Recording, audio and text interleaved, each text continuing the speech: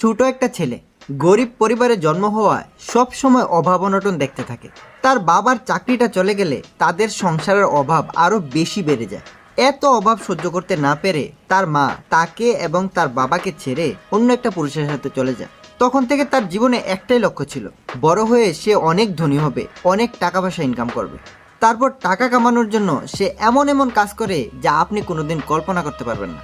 বড় হয়ে ভিক্টর টাকা কামানোর জন্য শহরে চলে আসে। পুরা দিন রাজমিস্ত্রির কাজ করত আর রাত্রেবেলা রাস্তার পাশে ঘুমিয়ে থাকতো, কারণ ঘর ভাড়া নেওয়ার জন্য তার কাছে এত বেশি টাকা ছিল না।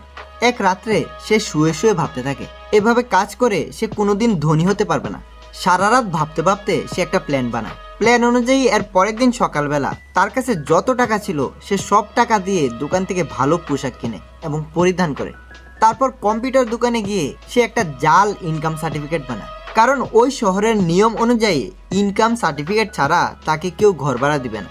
সে এই জাল সার্টিফিকেট নিয়ে রিয়েল এস্টেট এজেন্টের কাছে যায়। সার্টিফিকেটে লেখা ছিল সে প্রতি মাসে $20,000 ইনকাম করে। তার এই সুন্দর পোশাক আশাক দেখে এজেন্ট আর কোনো কিছু সন্দেহ করে না এবং খুশি খুশি তাকে একটা ভিআইপি প্রিমিয়াম অ্যাপার্টমেন্ট ভাড়া দিয়ে দেয়, যেটার প্রতি মাসের ভাড়া ছিল $3,400। সে এতদিন যেখানে রাজমিস্ত্রির কাজ করত ওইখানে যায়, সমস্ত লেবারদেরকে ডেকে একসাথে জড়ো করে এবং বলে, আমি জানি তোমরা প্রতিদিন $38 দিয়ে ঘর ভাড়া থাকো, তারপরেও তোমরা দৈনন্দিন প্রয়োজনীয় সুযোগ সুবিধা পাও না।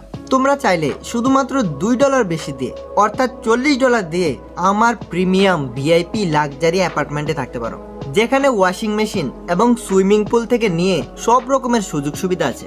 তার এই কথা শুনে কয়েকজন লেবার থাকতে রাজি হয়ে যায় এবং ঘরের ভিতরে ঢুকে সব ব্যবস্থা দেখে তারা আনন্দে পাগল হয়ে যায়। মাসের শেষে ভিক্টর এই একটা ঘর ভাড়া দিয়ে $6,000 লাভ করে। তারপর সে আরো 10টা ঘর নেয়। সব কয়টা ঘরের ভাড়া দিয়ে সে প্রতি মাসে অনেক টাকা ইনকাম করতে শুরু করে। কিন্তু তার এই আনন্দের সময়টা বেশি দিন থাকে না। একদিন তার কাছে একটা কল আসে। লেবাররা নিজেরা ঝগড়া লেগে ঘরের সমস্ত কিছু ভেঙে ফেলছে।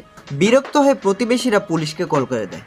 যেহেতু এই ঘরটা ভিক্টর এজেন্ট থেকে নিজে ভাড়া নিয়েছিল, তাই পুলিশ তাকে ধরার জন্য খুঁজতে থাকে। তারপর সে কি করেছিল এবং সে কি ধনী হতে পেরেছিল, দ্বিতীয় পার্টটা দেখতে চাইলে 1000 লাইক করেন।